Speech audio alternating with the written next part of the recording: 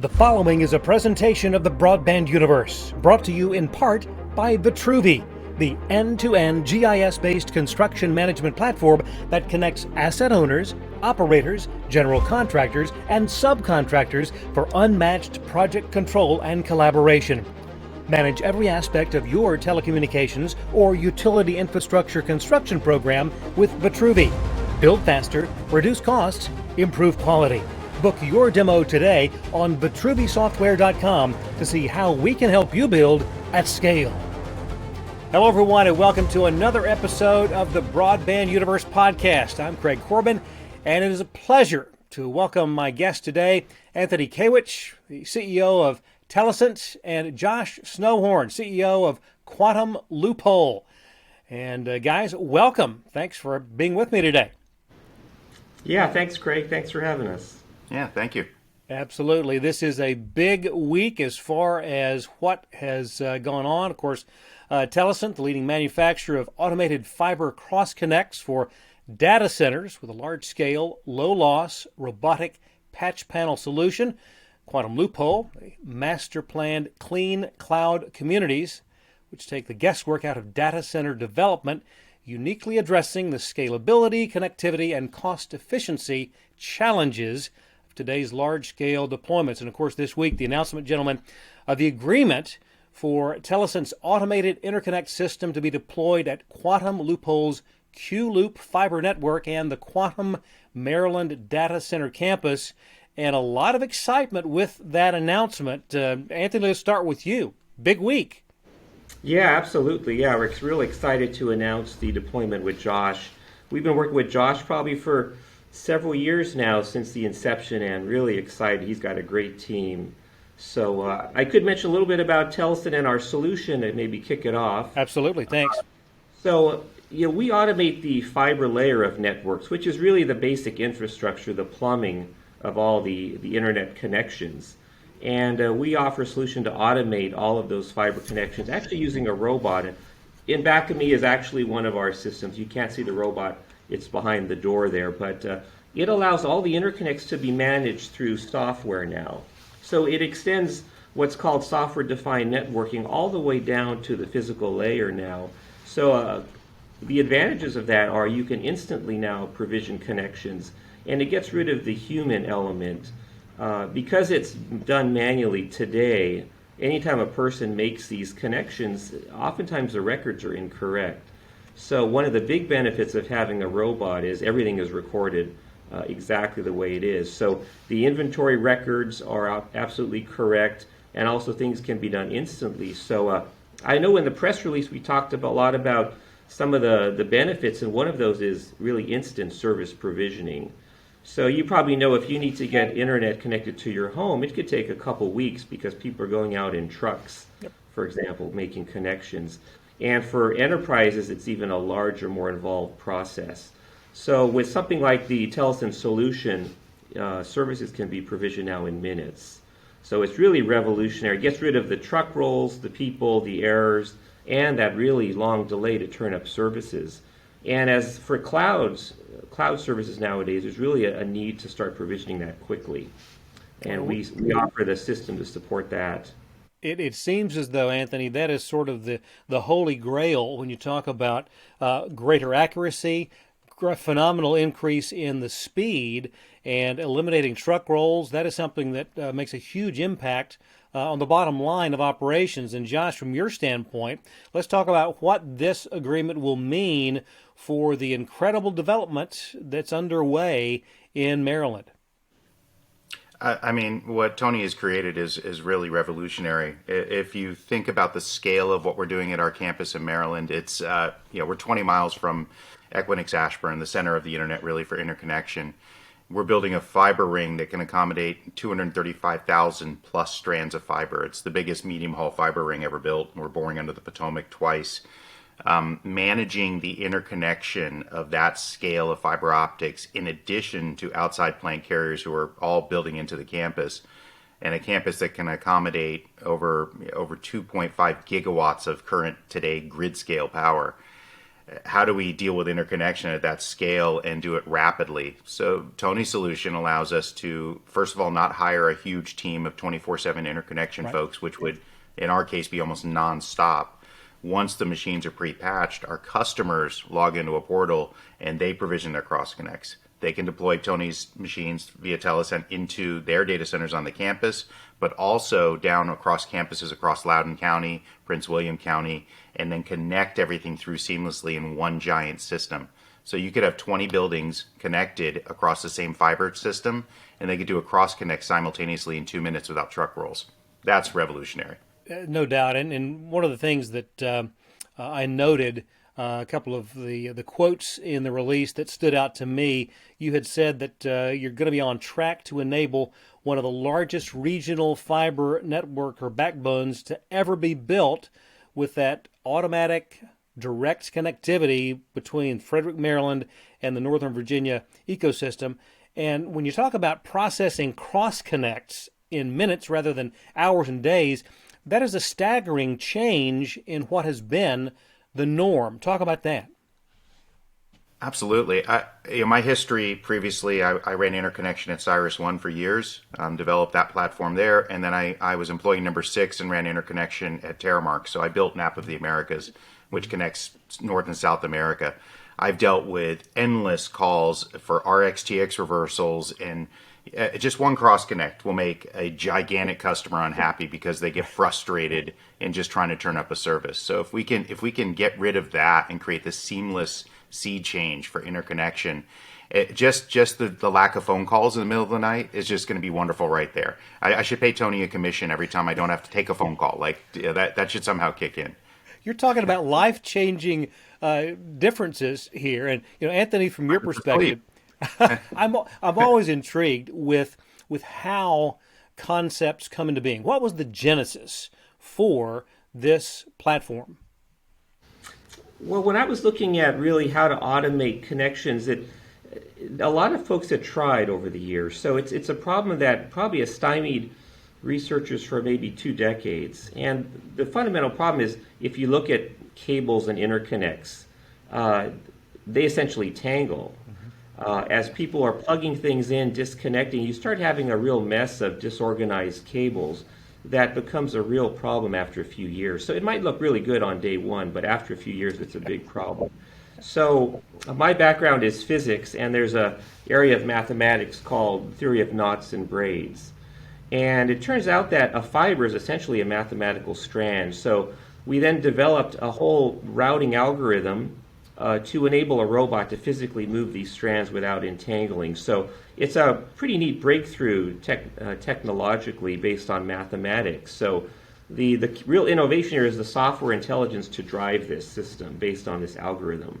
I would think that may be the understatement of this conversation, that it's a pretty neat development, because that is a staggering sea change with respect to how all of this takes place. And one of the things that I noted in the release, you had remarked that this agreement and what will be done with the Q-Loop fiber ring and the data center development there will not only kick into motion the next phase of growth for Telescent, but you now have the opportunity to illustrate the powerful capabilities that the automated cross-connect platform brings. Talk about that from the standpoint of the ability to have such a phenomenal opportunity.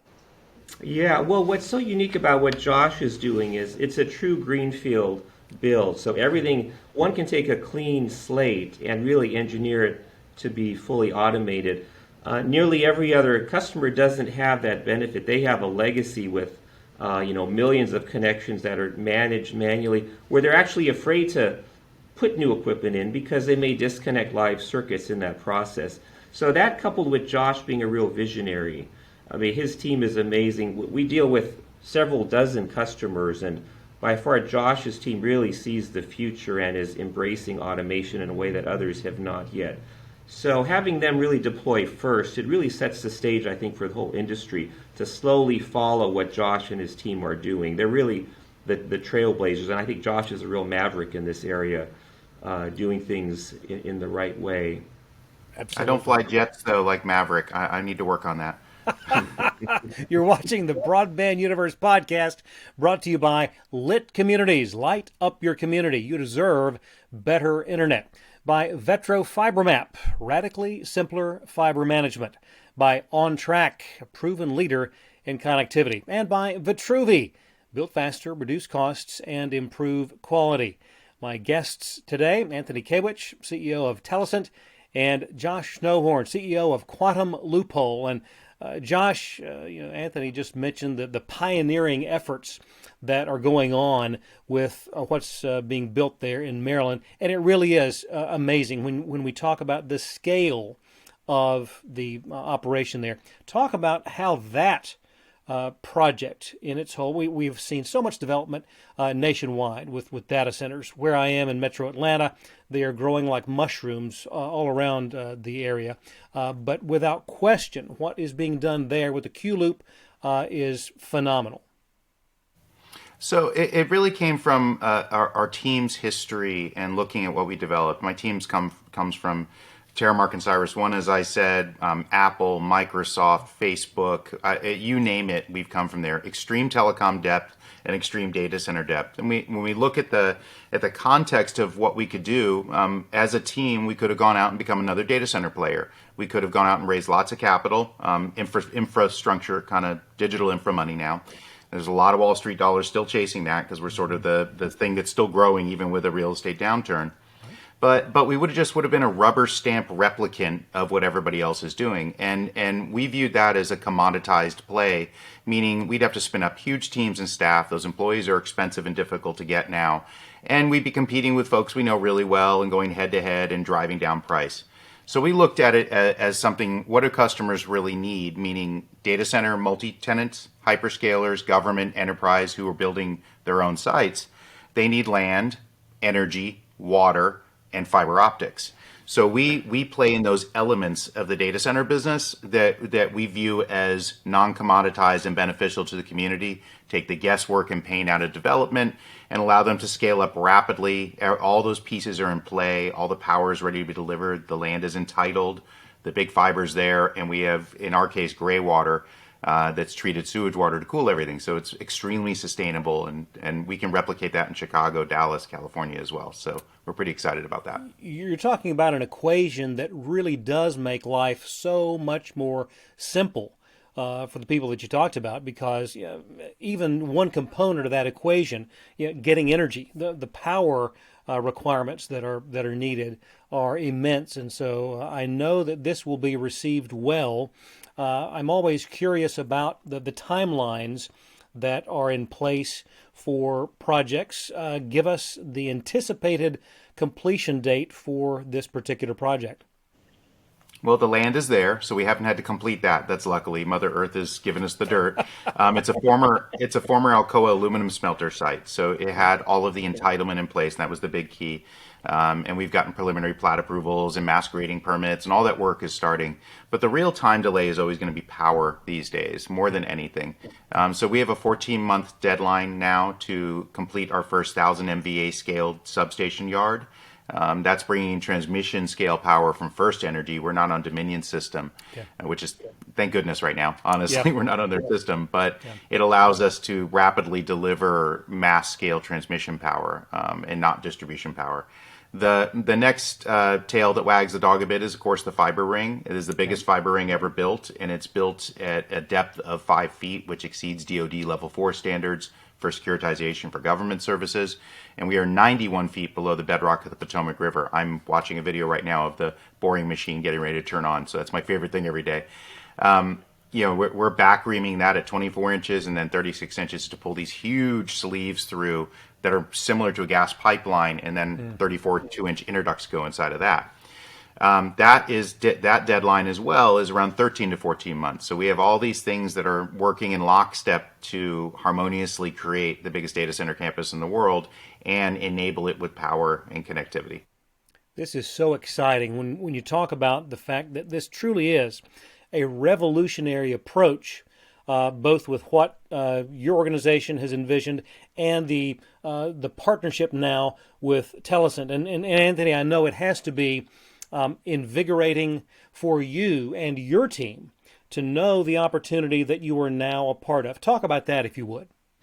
Yeah, absolutely. Well, Josh, he talks about millions of fibers on his campus, and that's really, we've always, as a company, focused on big scale, because this algorithm I mentioned, it really is one that naturally scales to really large port counts. So I think it demonstrates the scale of the platform. It also demonstrates the scale of our ability to produce. We actually build maybe within an hour from where Josh is in Austin, Texas at Flextronics, where we build the product. So we have the ability to scale to many millions of interconnects using that established supply chain.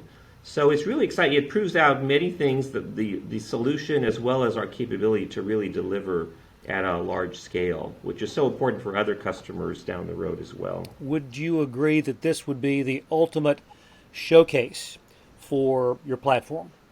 Yes, absolutely. Yep. And being in a campus like Josh's, there's so much exposure now to all the other companies that locate within that. So it's a really synergistic environment where any one of Josh's customers could potentially be a customer of Telescent and benefit in a similar way. So it builds an exciting, in our industry there's this network effect where when one uses it, it makes it more valuable when the second one uses it and the third. So it's really forming this network effect in the Ashburn, Virginia, Maryland area, which is, the epicenter of data centers. So it's a great place to get started. And the dominoes will fall across the country as a result of that. I'm excited just to learn of this and envision what it will mean for the future of additional developments going forward. And the bottom line is that the organizations that utilize the data centers will be benefiting tremendously from this association. Josh, always like to ask for the crystal ball question, and that's the look down the line of the future, 5-10 years. What do you think that the agreement that is coming to being this week will mean for your organization and the industry as a whole down the road? It's interesting. As a company, we try and think out of the box in everything we do. It's always easy to step back into what you're comfortable with, but we always try and look to the future. We are underneath the covers of the planning cycles in all the way out to 15 years for the hyperscale industry. As that starts to happen, we're actually developing these gigantic campuses to create data center cities, essentially. They're going to require city-scale interconnection. As Tony alluded to, will be millions of connections across our campus in Maryland, campuses we're putting in place in Chicago, Dallas, and California. This is a long-term plan to change the data center ecosystem and how they deploy and what they do, and it requires automation and mass-scale thinking to do that. That's all we focus on, and that includes Telescent's automated machines. It includes energy, it includes land, entitlement, water, and most importantly, sustainability. And we're quite excited to have Telescent involved with us. No doubt. Anthony, same question to you. I know that the excitement is palpable for you, your team, with the opportunity that is now in place. Talk about that. Yeah, and in the future, we see this really, Josh is building this huge multi-tenant data center complex. But actually, most of the fiber interconnects today are either in hyperscalers or telco facilities. That's where there's hundreds of millions of these interconnects. So we see a bright future where eventually this would be the norm for automation in hyperscaler data centers, in telcos, say fiber to the home, mobile networks, they all depend on fiber going forward. So it's a really rich opportunity. And also, as you probably hear a lot about edge computing, things moving to the edge. Yep. Well, the edge also implies there's typically not people in these locations. They're unmanned. So the value of automation is that much more compelling now. It eliminates the need to send truck rolls. It could take hours to get to some of these locations. And the carbon footprint associated with doing that, the labor is very costly. Very much a part of the autonomous infrastructure that is becoming reality everywhere. Gentlemen, can't be more excited for the both of you, the agreement announced this week. I can't wait to circle back down the line to see how this all plays out. Josh, best of luck with the development of the organization. Anthony, congratulations on this phenomenal opportunity. Can't wait to see what transpires. Thanks so much for being with me today. Thank you. Thanks, Greg. Thanks right. again, Josh. Absolutely. And My pleasure. on behalf of Josh and Anthony, I'm Craig. We'll see you next time. Thanks for letting us be a part of your day right here on the Broadband Universe. So long, everyone.